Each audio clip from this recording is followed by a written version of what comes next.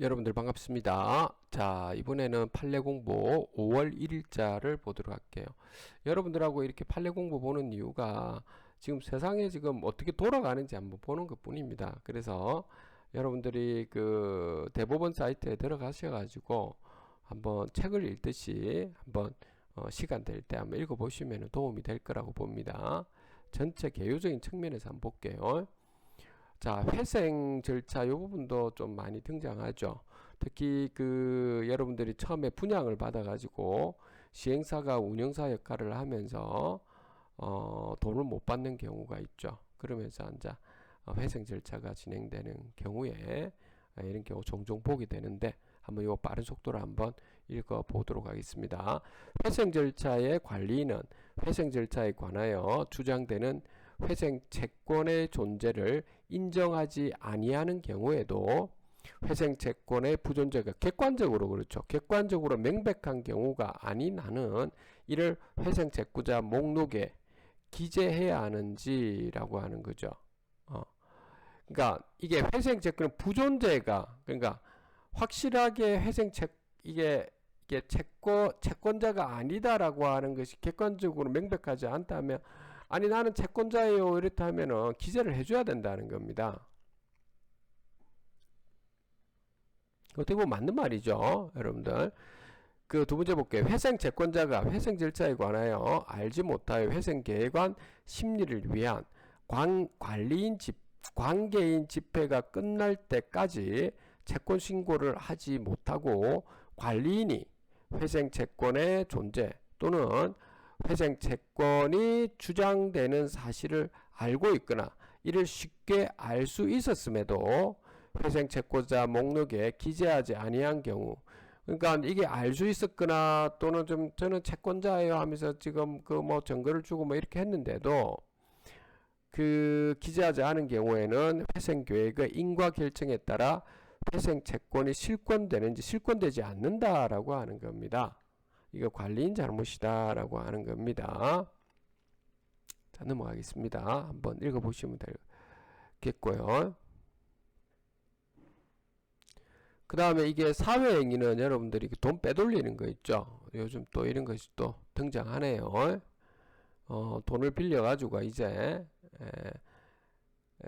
돈을 빌려든지 사기꾼들이 보면 그래가면 자기 아내들 또 남편 좀 친척들 그 주변의 사람들한테 명의신탁을 한다든지 이런 것들 있죠. 사회행위. 자, 그 사회행위는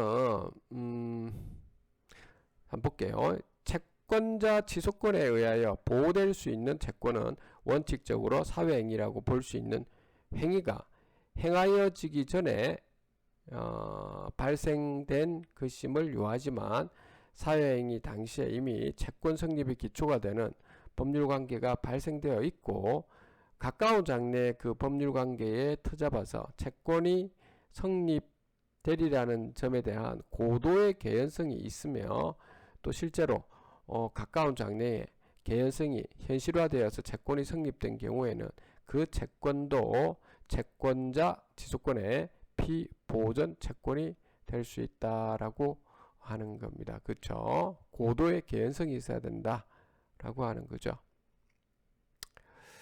그 다음에 여러분들 수술과 관련되어 가지고 좀 남아 있는 부분이 있네요. 넘어가겠습니다. 피상속인의 배우자와 자녀 중에서 자녀 전부가 상속을 포기한 경우에는 배우자가 단독 상속인이 되는지 그렇죠. 뭐 이거는 한번 읽어보시면 되겠습니다.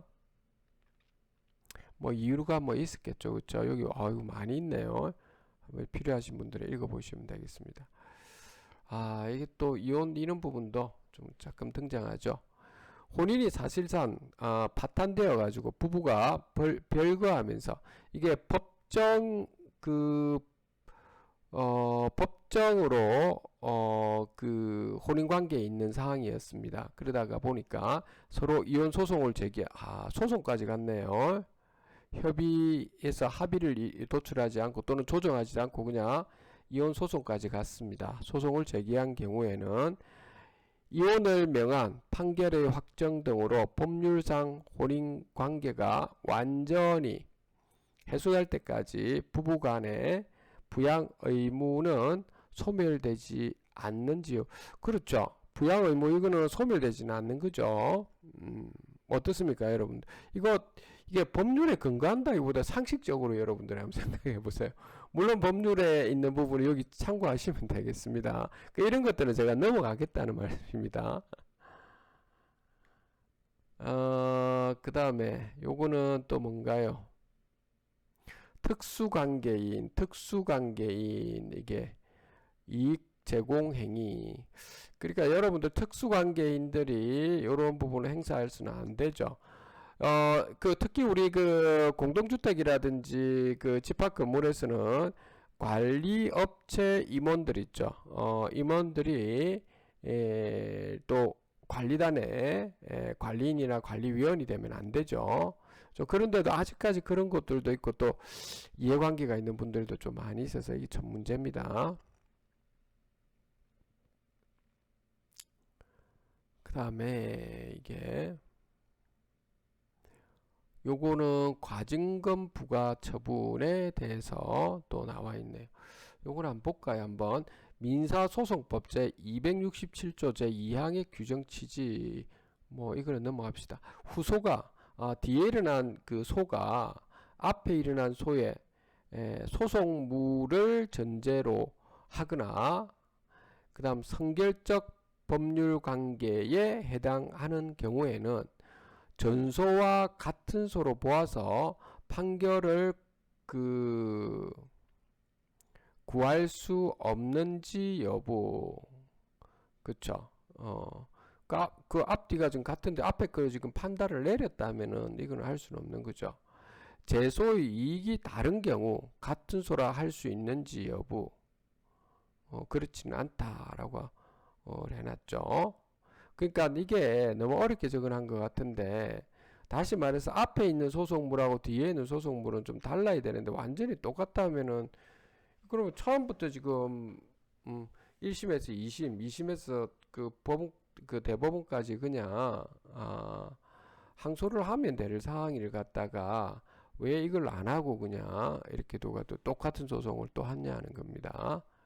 한번 여러분들이 이 부분도 한번 읽어보시면 좋겠습니다.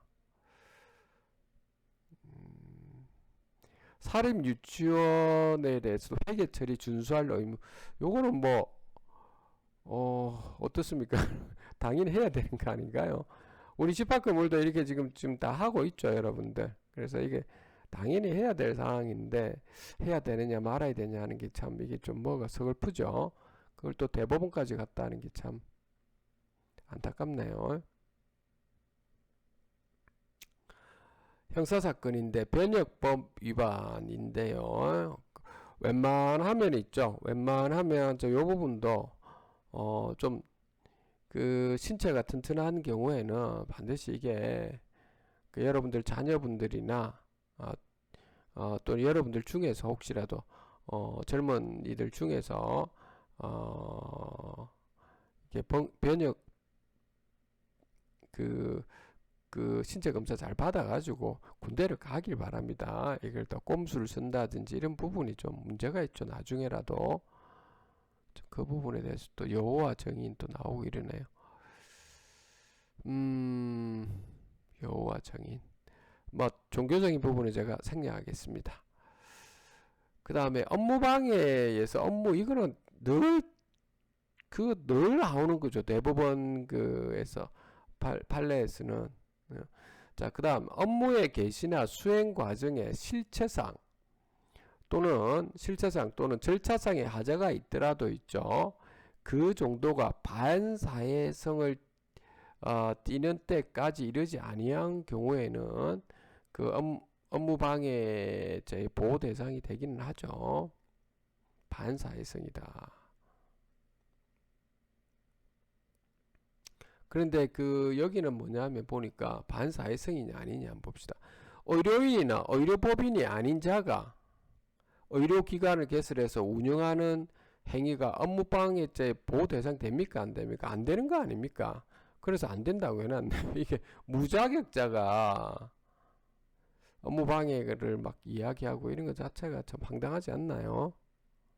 뭐 요 정도네요, 여러분들. 자, 오늘 그래서 제가 5월 1일자 판례 공부도 요 정도 하도록 하겠습니다. 감사합니다.